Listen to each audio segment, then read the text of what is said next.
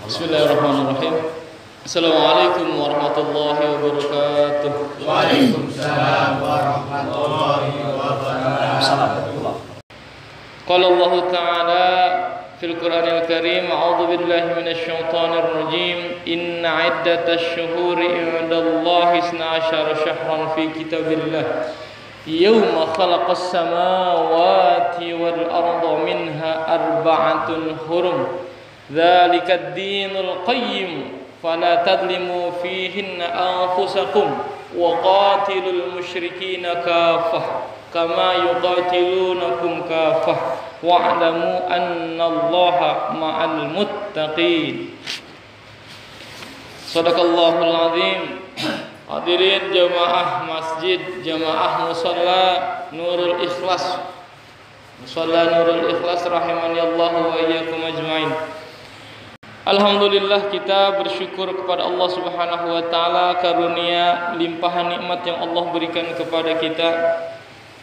Allah masih memberikan sehat badan, memberikan panjang umur, memberikan iman dan Islam kepada kita, dan alhamdulillah sampai detik ini, sampai saat ini insyaallah kita masih istiqomah melaksanakan semua yang Allah perintahkan kepada kita. Kemudian juga berupaya menjauhi setiap apa yang Allah larangkan untuk kita. Mudah-mudahan kita menjadi hambanya yang bertakwa, dan mudah-mudahan nanti yaumul qiyamah kita digolongkan menjadi hamba Allah yang bertakwa. Dalam kesempatan ini alhamdulillah ya, kita bertepatan memasuki tahun baru 1 Muharram 1441 Hijriah. Mudah-mudahan doa kita, harapan kita, keinginan kita selama kurang lebih 1 tahun ke depan dikabul oleh Allah Subhanahu wa taala. Dimudahkan segala urusan kita, dimudahkan, digampangkan semua yang kita cita-citakan Allah kabul di tahun ini, dan mudah-mudahan segala apa yang telah kita lakukan berupa mungkin dosa-dosa baik kecil maupun besar, dosa yang disengaja ataupun tidak disengaja, kita memohon, meminta kepada Allah, nastaghfiruka ya dzal jalali wal ikram, memohon ampun kepada Allah, mudah-mudahan dosa-dosa kita diampuni oleh Allah Subhanahu wa taala. Kemudian salawat dan salam kita limpahkan kehadiran baginda Nabi Muhammad sallallahu alaihi wasallam.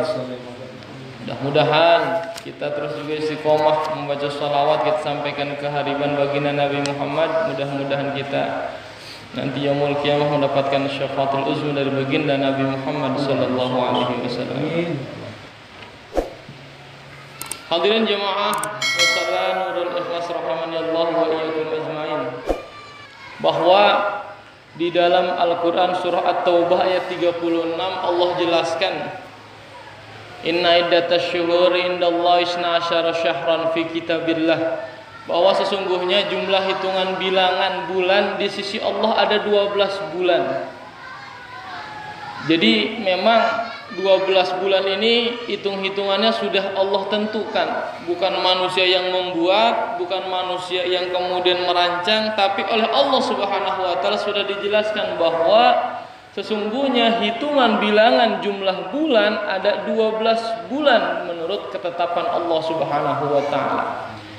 Namun dari 12 bulan itu minha arba'atun hurum, di antara minha ay min isna asyara syahran, di antara 12 bulan tersebut ada 4 bulan yang haram yang Allah muliakan, yang keutamaannya berbeda alias tidak sama dengan bulan-bulan yang lain.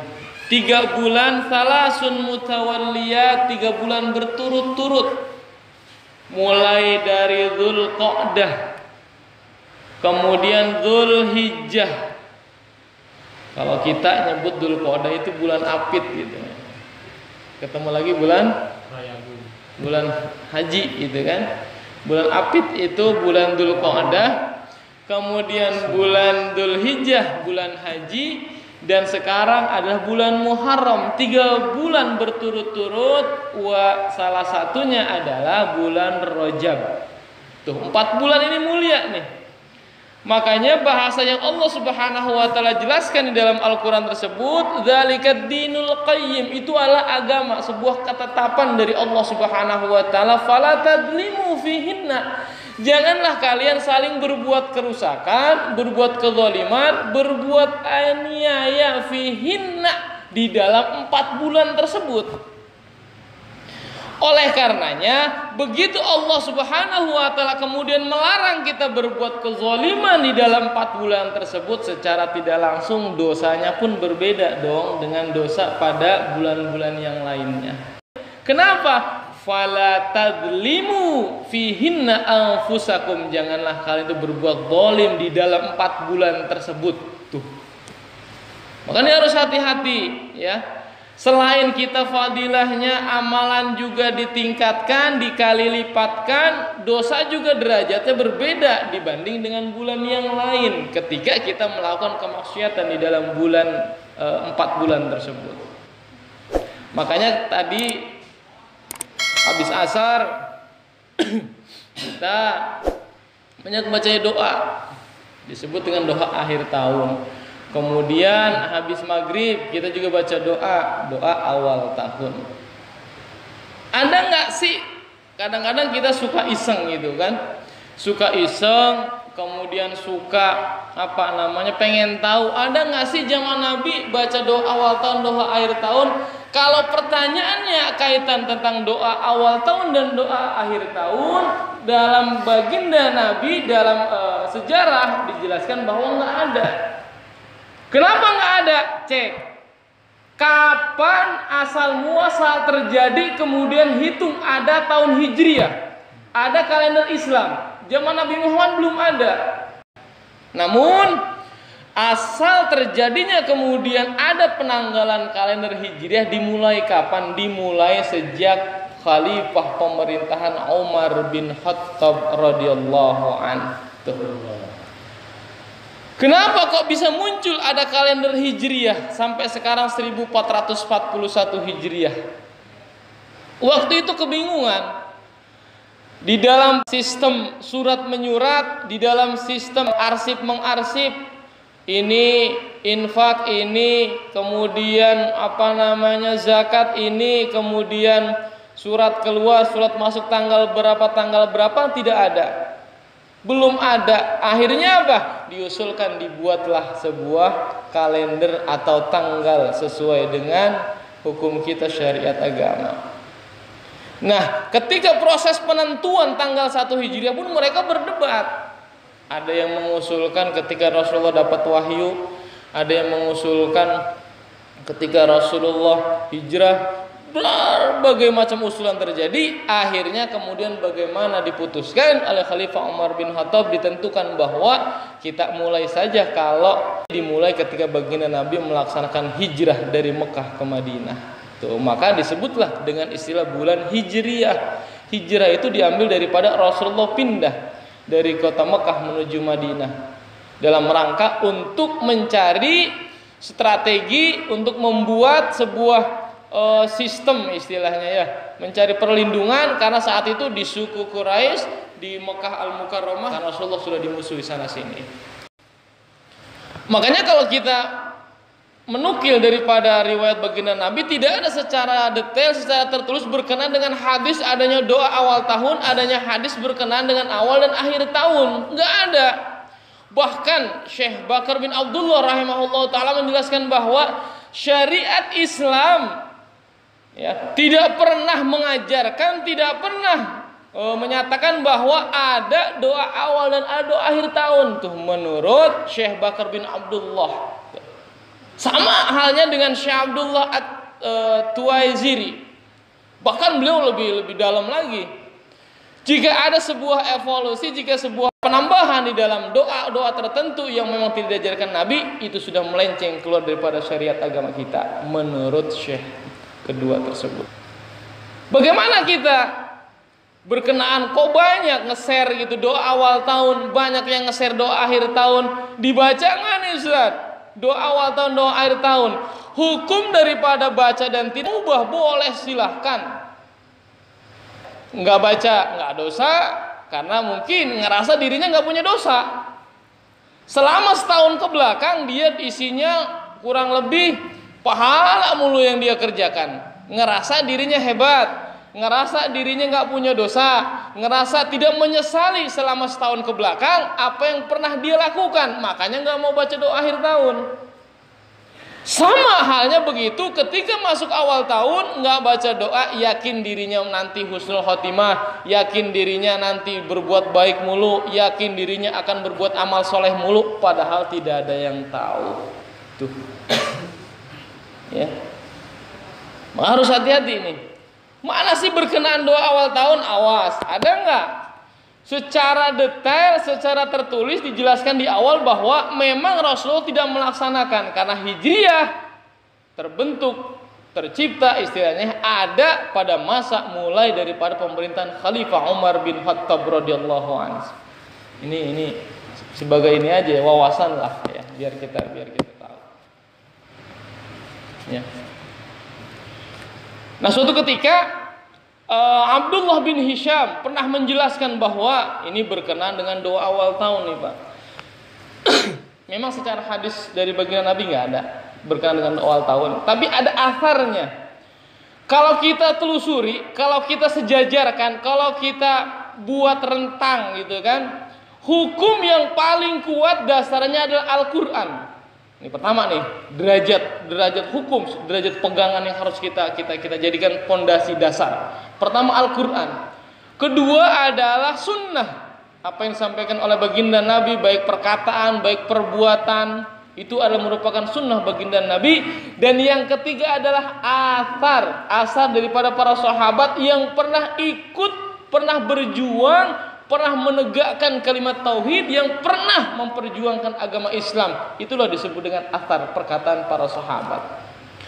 Abdullah bin Hisham pernah menjelaskan bahwa kana ashabu Rasulullah sallallahu alaihi wasallam, bahwa para sahabat-sahabat Rasulullah sallallahu alaihi wasallam yata'allamuna bihadad doa, mereka itu belajar terus mengkaji doa ini.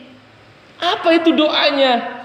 Idza dakhalas sanah awish syahra, kalau mereka masuk awal bulan atau mereka masuk awal tahun, kemudian mereka doa Allahumma adhilhu alaina bil islami wal iman. Tuh, ini para sahabat nih ya.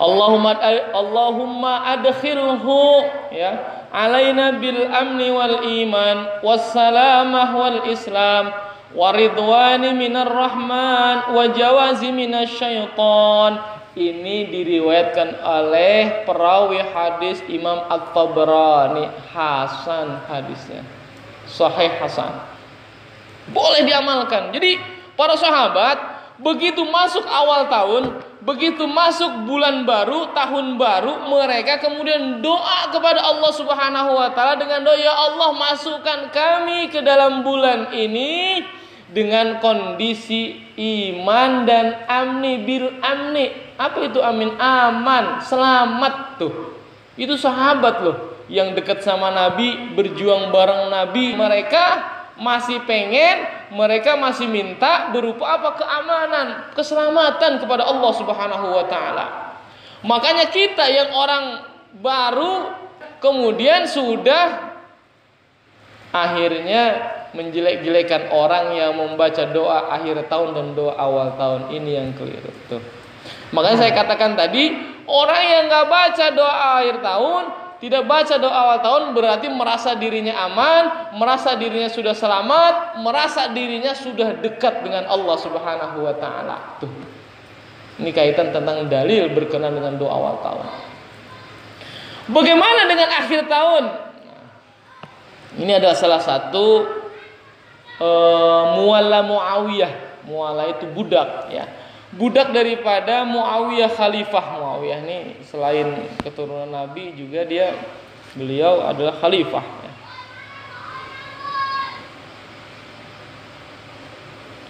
Beliau ini budak dari Bashir menjelaskan bahwa saya pernah mendengar 10 orang sahabat ya, lagi kumpul Kemudian salah seorang sahabat itu ada yang bernama Abu Farwah. Para sahabat itu manakala melihat hilal, manakala melihat bulan baru, manakala melihat tahun baru, mereka baca doa, Allahumma ij'al syahranal madi khairu syahrin wa khairu afiyatin wa adkhilhu alaina syahruna hadza bisalamah wal islam wal amni wal iman wal muafiyah wal rizqil hasan. Tuh, mereka berdoa para sahabat berkenaan ketika datang awal bulan ya. Jadi jangan takut ya, mereka yang bilang itu perkara baru yang diada-adakan. Enggak juga, para sahabat ikut ada kok, para sahabat baca kok tuh ya. Kenapa? Karena baginda Nabi Muhammad SAW pernah menjelaskan begini, alaikum bisunnati wa sunnati khulafair rasyidin al-mahdiyyin ba'di aiddu 'alaiha bin nawajid. Tuh, kata baginda Nabi begitu. Kalian peganglah sunnahku dan sunnah para khulafaur rasyidin setelahku. Addu, gigit tuh. Artinya apa? Kita selain berpegang teguh kepada Nabi, juga kepada para sahabat, kan? Gigit bin nawajid dengan gigi gerahammu. Berarti itu syariat, itu pelajaran walaupun dari sahabat, kita pegang erat-erat tuh. Laksanakan boleh nggak? Boleh tuh. Karena baginda Nabi udah mengajarkan begitu. Ya. Bahkan Rasulullah SAW sendiri, menurut Imam Tabrani, Abu Daud, Imam Ahmad, ya, Imam Abu Hashim, banyak nih perawi hadisnya menjelaskan bahwa Rasulullah SAW idza ra'al hilal, ketika Rasulullah melihat bulan, hilal itu awal bulan baru, ya.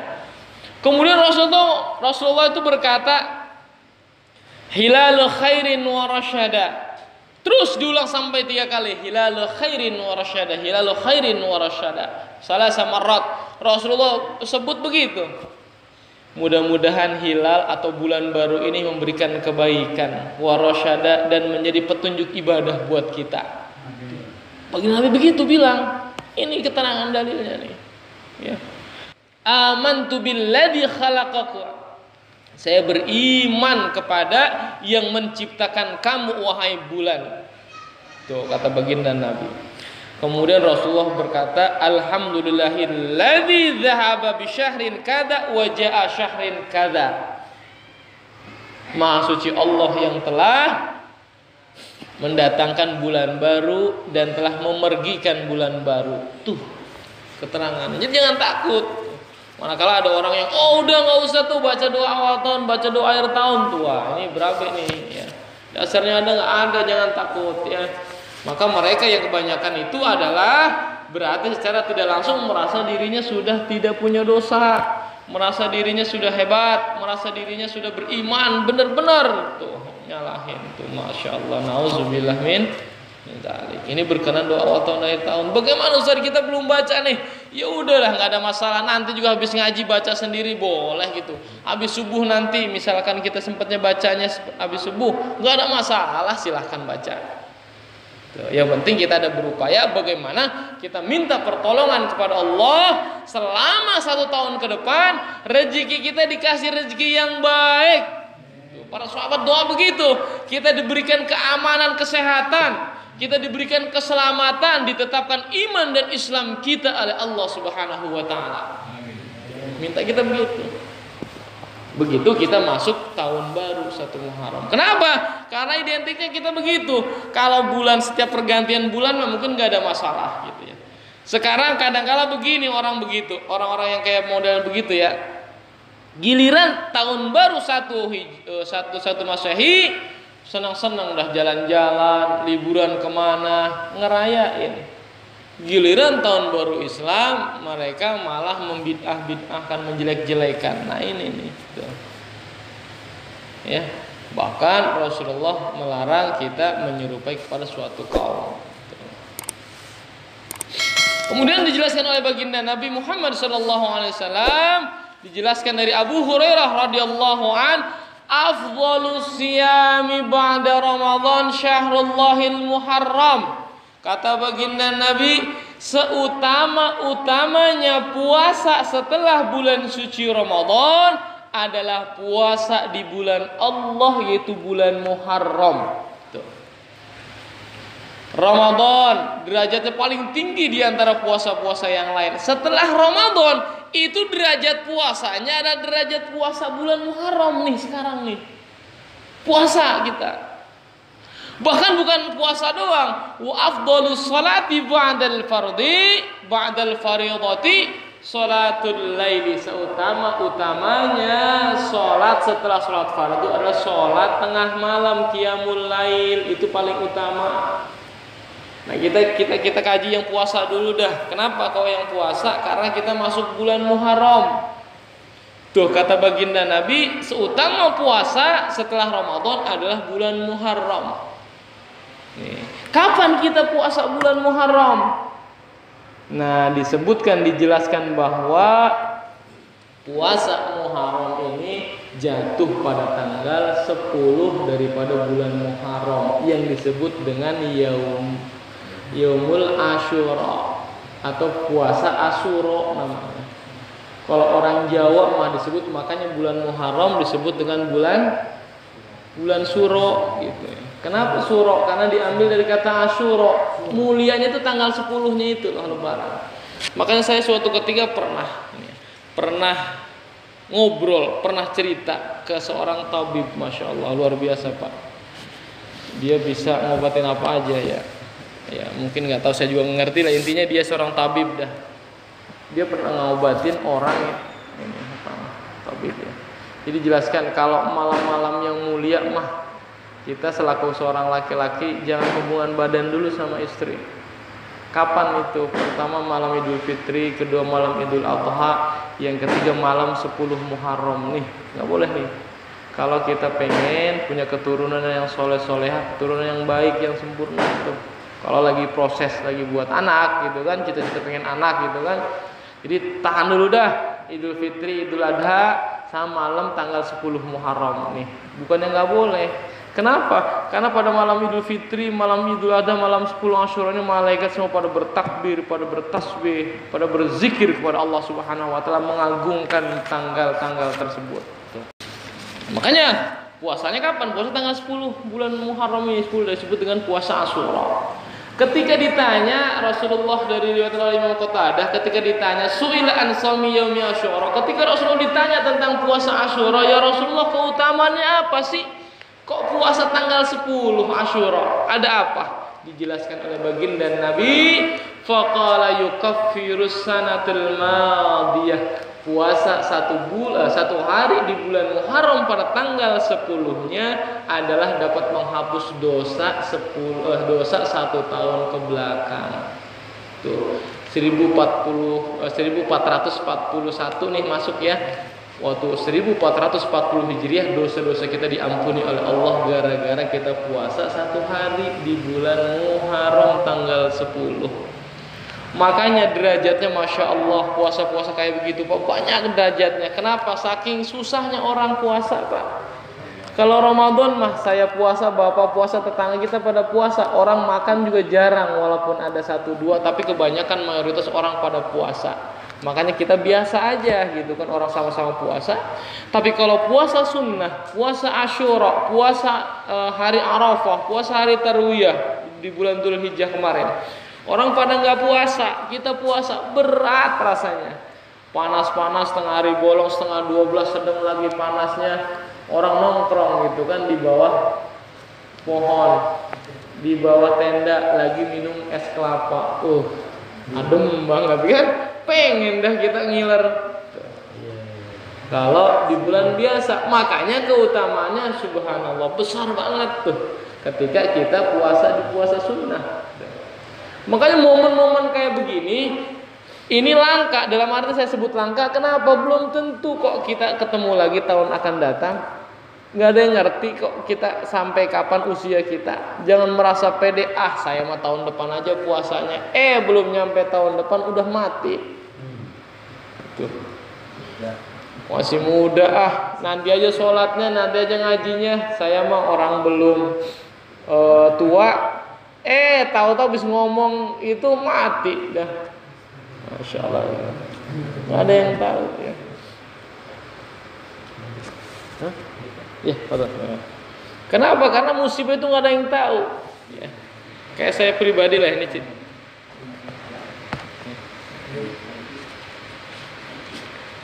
Jadi tidak ada yang tahu kapan musibah itu terjadi. Jadi puasa 1 hari di dalam bulan Muharram tanggal 10 kita dapat fadilah keutamaan sama aja dosa-dosa kita selama 1 tahun kebelakang diampuni oleh Allah Subhanahu wa taala. Ya. Kemudian para sahabat ya Rasul, itu bulan Muharram bulan yang sangat agung. Bani Israel merayakan, bahkan mereka puasa. Mereka selamat ketika manakala Nabi Musa dan rombongannya dikejar-kejar oleh Fir'aun diselamatkan. Akhirnya apa? Mereka mengagungi karena terjadi pada tanggal 10 Muharram. Mereka pada puasa 10 Muharram. Orang Yahudi Nasrani itu pada puasa tanggal 10 bulan Muharram. Apakah ini tidak menyerupai mereka? Kata baginda Nabi, kami semua kita nih lebih mulia, aula minhum. Kita ini lebih mulia daripada mereka. Bahkan dijelaskan oleh baginda Nabi, la in aishtu ila qabilin la asumanna tasi'. Jika sekiranya usiaku masih ketemu sampai tahun depan, saya mau puasa tanggal 9. Berarti puasanya berapa hari, Pak? Puasanya berapa hari? Berapa puasanya? 2 hari. Tanggal berapa? Tanggal 9 dan 10. Jadi kata baginda Nabi, kalau usiaku ketemu sampai tahun depan, saya mau puasa tanggal 9-nya. Tujuannya apa kata baginda Nabi? Biar menyelisihi antara orang Yahudi dan Nasrani yang mereka mengagungkan tanggal 10 Muharram. Kita puasa tanggal 9-nya. 9 puasa, 10 puasa. Makanya kalau bulan Dzulhijjah, bulan haji kemarin, puasanya tanggal 8 dan tanggal 9. Bulan haji ya. Kalau sekarang bulan Muharram puasanya tanggal 9 dan tanggal 10. Cek tanggal 9 hari apa? Benar. Ternebak lagi. Sabtu Minggu apa Senin Selasa? Senin Selasa, Senin tanggal 9. Minggu tanggal 1, Minggu ketemu Minggu 8 ya. Benar enggak? Minggu ketemu Minggu 8 kan? Minggu kan 8 hari tuh. Berarti Senin Selasa benar. 9 Senin Selasa. Insya Allah kita puasa. Pas tuh Seninnya hari kelahiran Nabi, Rasulullah puasa, ya kan nanti dapat combo tuh, dapat double. Ya, selain kita puasa tanggal 9 Muharram, dapat juga keutamaan puasa hari Seninnya. Dari tanggal 9 tanggal 10. Insya Allah. Kenapa, Pak? Tanggal 9, 10, 8, 9 Dzulhijjah menghapus dosa kita setahun yang lalu. Sekarang kita puasa lagi nih besok nih, hapus lagi dosa kita tahun yang lalu. Nggak punya dosa orang Islam. Tuh, bagaimana enggak? Gitu. Ingat, selagi kita nggak ada sombong di dalam hati kita, selagi kita nggak beraniaya kepada tetangga kita. Hati-hati nih ya. Bahkan Abu Las At-Tamarqandi di dalam kitab Tanbihul Ghafilin menjelaskan bahwa kedudukan puasa dijelaskan man shoma yaum Asyura, siapa yang puasa tanggal 10 di bulan Muharram disebut dengan puasa Asyura, a'tallahu ta'ala asyrati alafi malakin, Allah memberikan keutamaan pahala 10.000 malaikat. Coba, malaikat ada yang buat dosa enggak? Kagak ada. Dikasih buat orang yang puasa hanya sehari. Man shoma yauma Asyura minal Muharram, siapa yang puasa tanggal 10 bulan Muharram, kata baginda Nabi, utiya thawaba asyrati alafi hajjin wa mu'tamarin, Allah memberikan pahala 10.000 orang yang pergi haji dan umrah. Tuh, ada enggak orang yang pergi haji 10.000 kali? Ada, paling banter ya 3 kali. Sekali aja kita belum, mudah-mudahan kita 2, 3, 4, 5 tahun ke depan kita dipanggil oleh Allah untuk pergi haji ataupun umroh. Amin ya rabbal. Biar ngerasain ya. Wa asrati alafi syahidin, ditambah lagi 10.000 orang pahala orang yang mati syahid berjuang di jalan Allah. 40.000 dapatnya kita. 10.000 malaikat, 10.000 orang yang haji, 10.000 orang yang umroh, 10.000 orang yang mati syahid. Banyak gak tuh? Gara-gara puasa 1 hari di bulan Muharram tuh, Masya Allah. Jangan lupa Senin.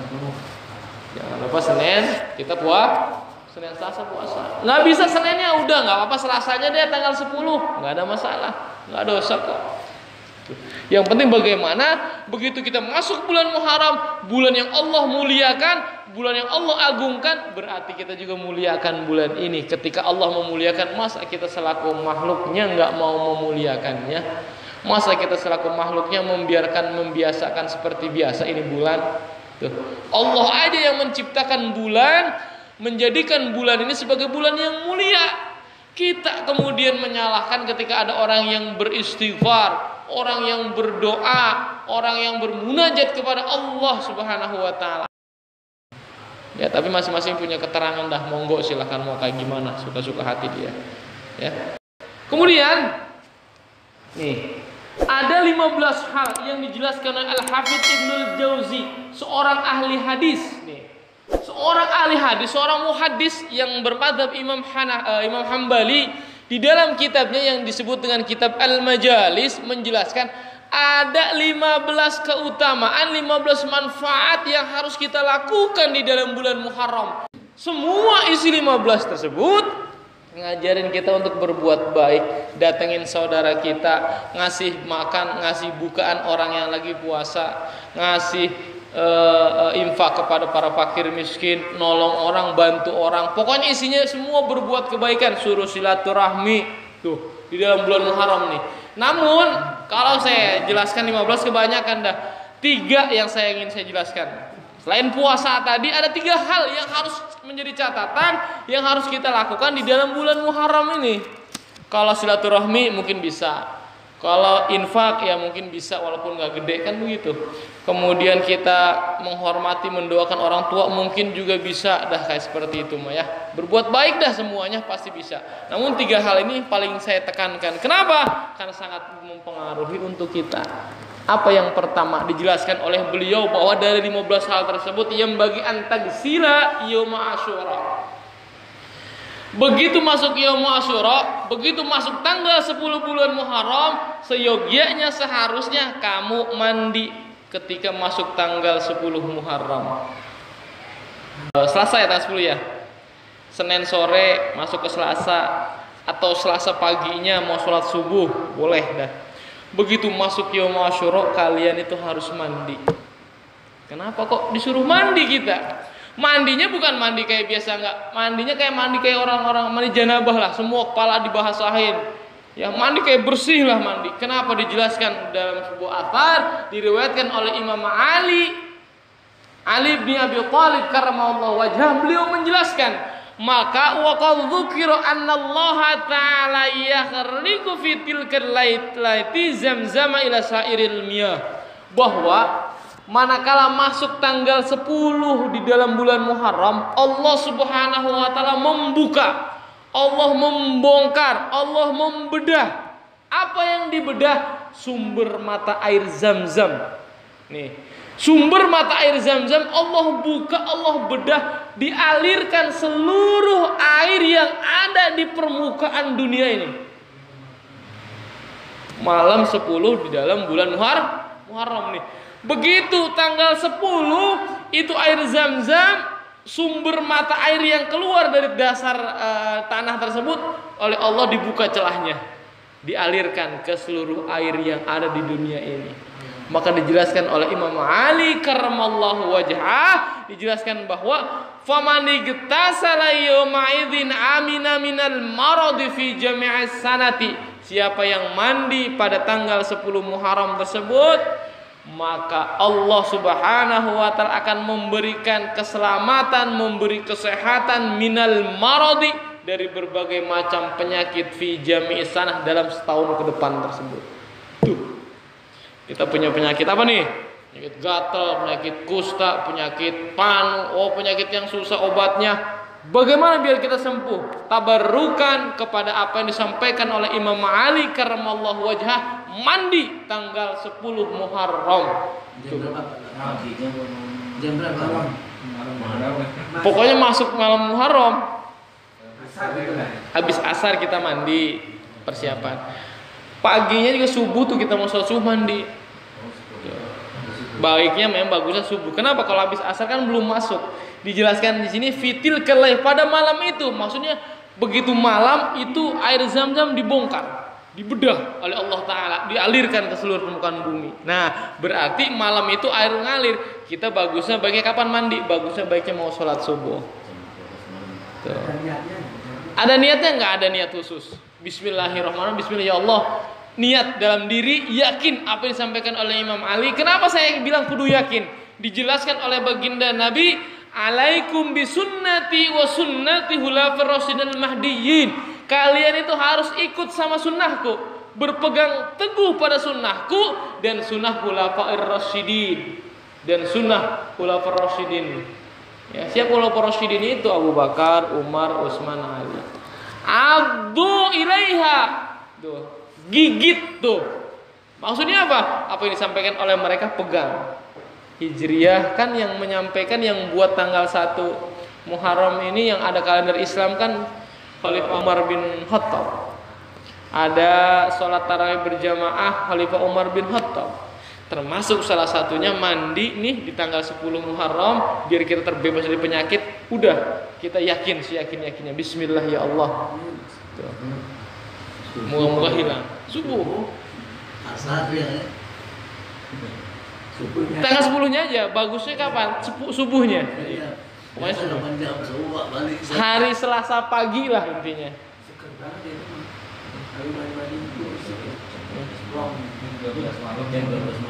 Mau jam 12 malam, ya silahkan dah mau jam 12 malam.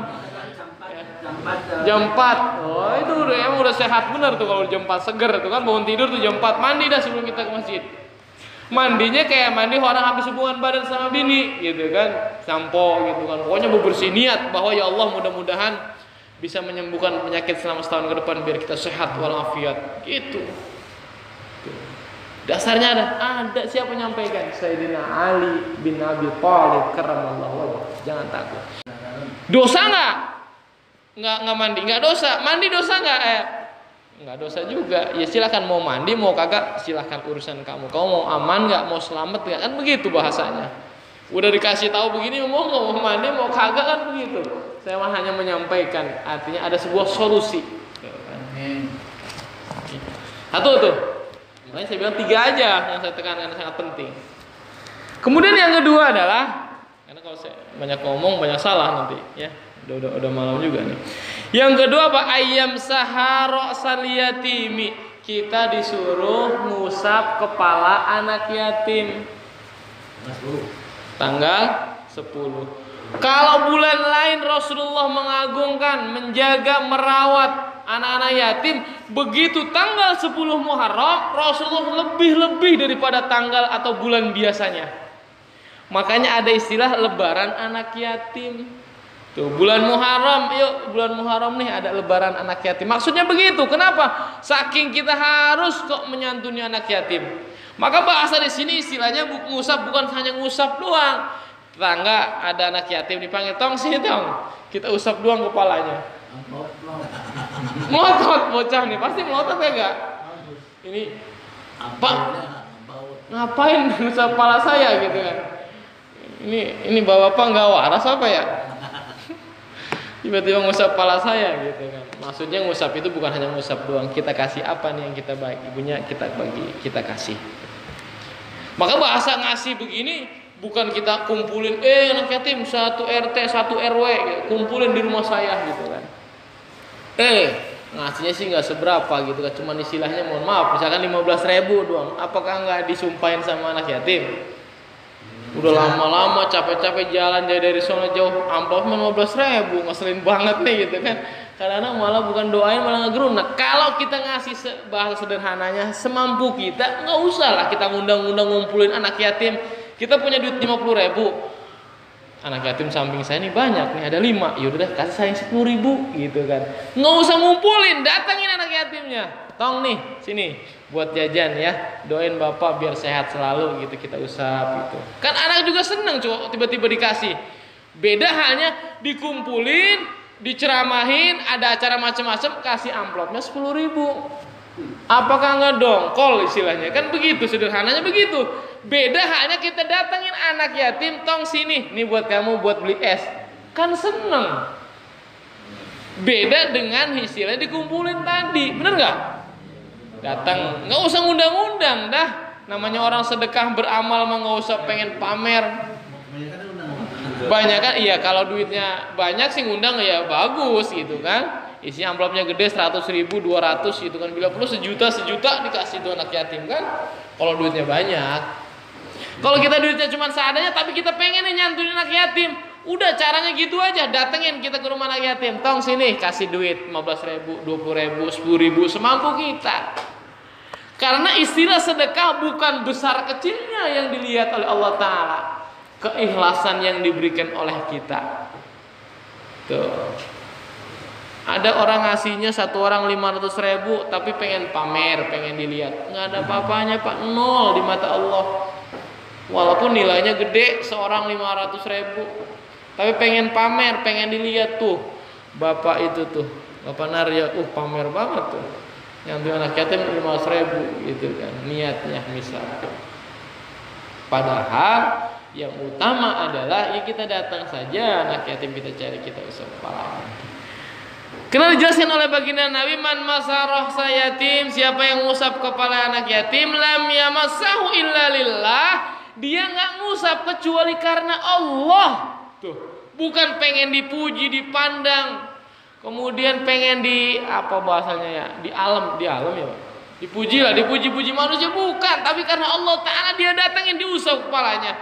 Likulli sya'ratin tamurru alaiha yaduhu asra hasanatin. Maka begitu ngusap tangan kita lewat ke kepala anak yatim itu, setiap satu helai rambut yang kita usap bernilai 10 kebaikan buat kita. Berapa rambut yang nempel di kepala anak yatim, tinggal ngitung, kalikan 10. Modalnya duit 10.000. Kecil nggak? Kecil. Ya. Kalau bisa mah jangan 10.000 juga, gedein dikit lah gitu kan kalau kita ada rezeki. Kalau ada rezeki ya, kalau pas-pasan ya silakanlah berapapun seikhlasnya. Ya.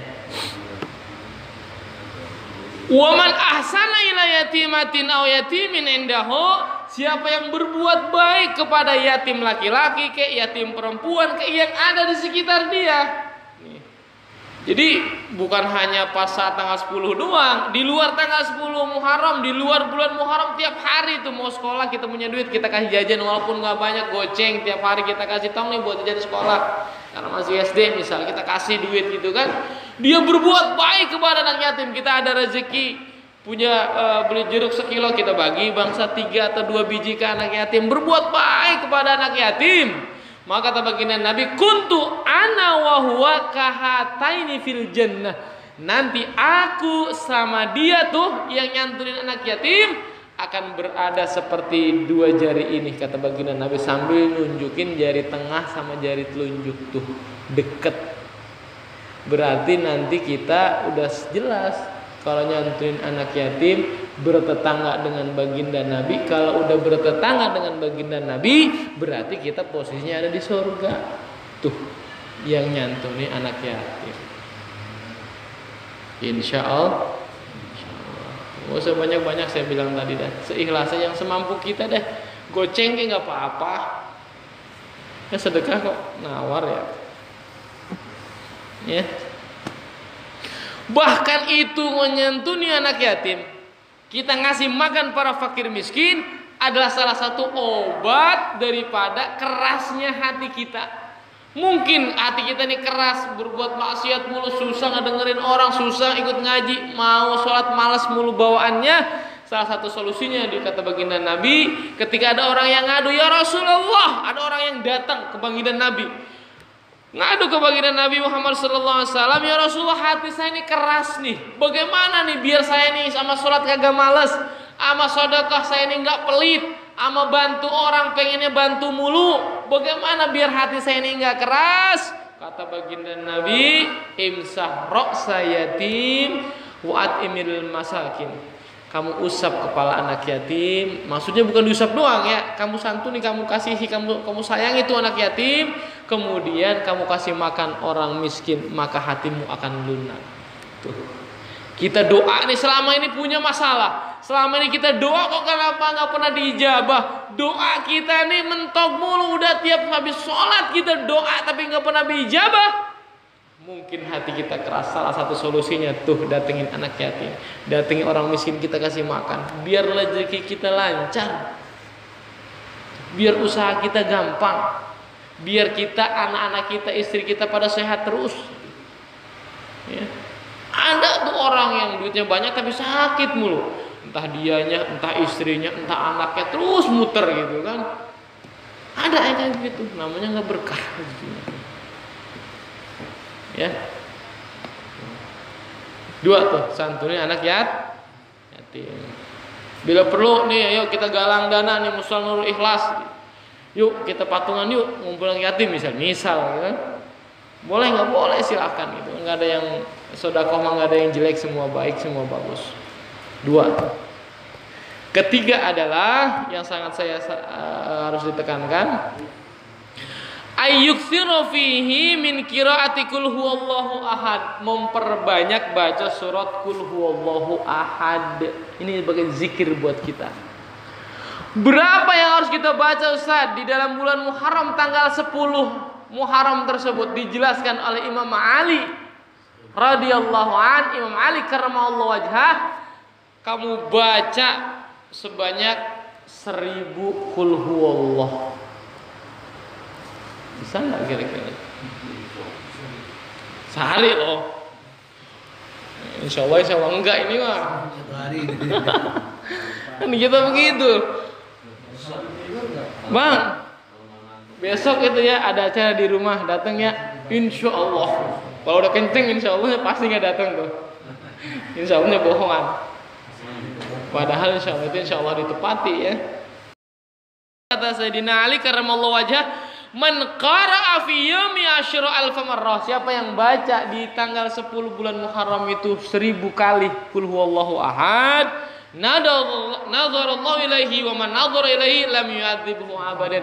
Allah akan melihat orang tersebut, maka siapa yang dilihat oleh Allah dengan rahmah, Allah akan ridha, fala yu'adzibhu abadan, orang tersebut tidak akan disiksa selama-lamanya.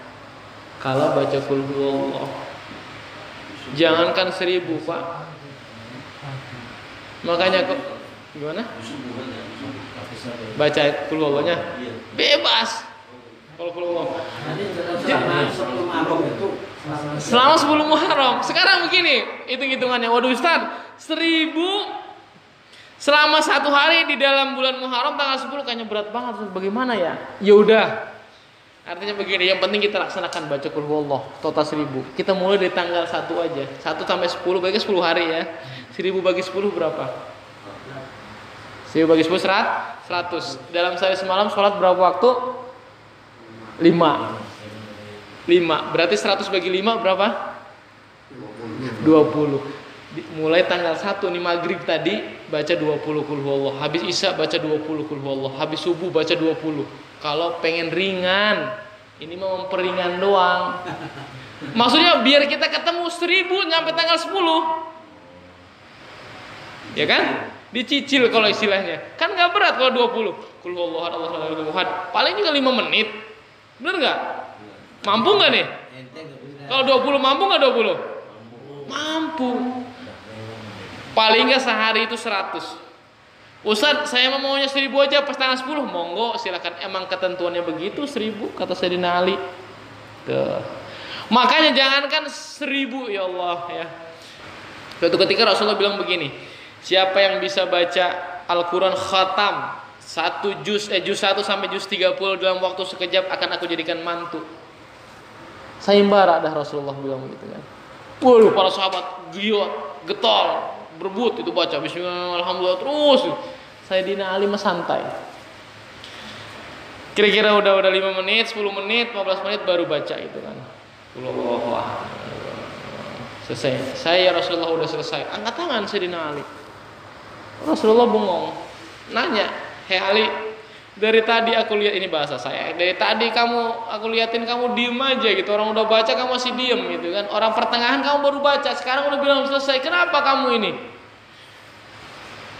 Kata Rasulullah sallallahu alaihi wasallam, orang yang baca surah Al-Ikhlas 3 kali, Qul huwallah 3 kali, maka sama dengan membaca Al-Quran dari juz 1 sampai juz 30. Satu Al-Quran penuh khatam.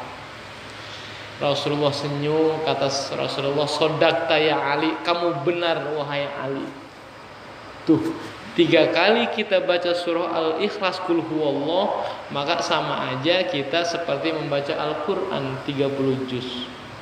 Makanya tahlil, kenapa kok Qul huwallah 3 kali? Tuh, salah satu fadilah fungsinya itu. Kita baca Qul huwallah 3 kali secara tidak langsung kita memberikan hadiah bacaan Al-Quran itu kepada si mayit. Tuh, 3 kali. Apalagi 1000, berapa kali hatam kita baca Al-Quran tuh. 1000 dibagi 3, ayo 333 kali kita hatam baca Al-Quran. Nggak baca Al-Quran, cuma Qul huwallah doang. Bisa nggak nih diamalin? Insya Allah. Habis subuh 3 kali. Nanti kurang kalau 3 kali ya Pak Haji. Kalau 3 kali emang nggak nyampe 1000 ntar. Oh, keseharian 3 kali sama. Kita baca mutawaliyat berturut-turut tuh Qul huwallah 3 kali ya, 3 kali. Itu sama fadilah keutamaan nilainya seperti pahalanya kita baca Al-Quran 30 juz. Qul huwallah 3 kali. Tiap subuh kita baca, Ustaz, bagus gitu. Kenapa? Berarti setiap subuh kita hatam Quran. Mau tidur juga. Mau tidur baca, kita hatam Quran. Tuh, apakah nggak enak gitu? Ya, Masya Allah, pahala mulu udah pokoknya kita mah. Ya udah, kita kembali itu ke tadi bahwa kita di bulan Muharram ini kalau bisa tanggal 10 1000 ya. 1000 kita bisa langsung sehari tanggal 10, monggo lebih baik. Kalau enggak dicicil tadi udah kelewat nih, maghrib nggak baca, habis isya nggak baca, udah 2 waktu, berarti 20 kelewat, 40. Subuh bacanya berarti 60. Kenapa? Maghrib belum baca 20, bener nggak? Jangan apa ada yang baca? Belum kan? Isya belum baca tadi kan? Udah 40 kan? Habis subuh 60, taruhlah paling 10 menit, nggak nyampe saya yakin. Qul huwallahu ahad, Allahu samad, lam yalid walam yulad walam yakul lahu kufuwan ahad. Enggak guys, setengah menit baca Qul huwallah, bener nggak? Zikir habis subuh 60. Selama bulan Muharram sampai tanggal 10 Muharram, zikir habis sholat 20 kali baca Qul huwallah. Nyampe begitu tanggal 10, 1000. Beres deh perkara dah. Kalau nanti mau lupa, mumpung lagi inget nih sekarang nih, mumpung diingetin. Ya mau pakai pencet tek boleh, mau pakai tangan juga silahkan. Yang penting jumlahnya 20. Berarti subuh nanti habis sholat subuh 60. Ya, bisa kan nih? Bisa. Zikiran buat kita. Insya Allah.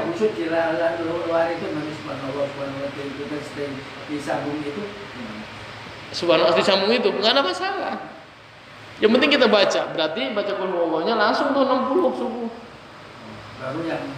Baru yang lain tambahan. Nah, kasihan kalau jadi imam kita. Kasihan makmum maksudnya.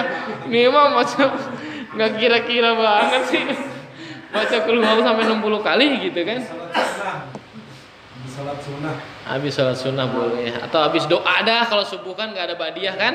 Habis doa kita nongkrong sebentar. Baca ke 60. Ya, agar apa? Agar kita mendapatkan keridhaan dari Allah. Manakala Allah ridha sama kita, ya, manakala Allah ridha dengan apa yang kita lakukan, maka insya Allah kita akan menjamin surganya Allah Subhanahu. Amin ya robbal. Itu aja berarti 3 dah. Mudah-mudahan bermanfaat. Banyak juga yang saya sampaikan yang kurang detail, kurang jelas, mohon dipertanyakan barang 5, 10, 15 menit. Mudah-mudahan bermanfaat. Wallahu a'lam bishawab.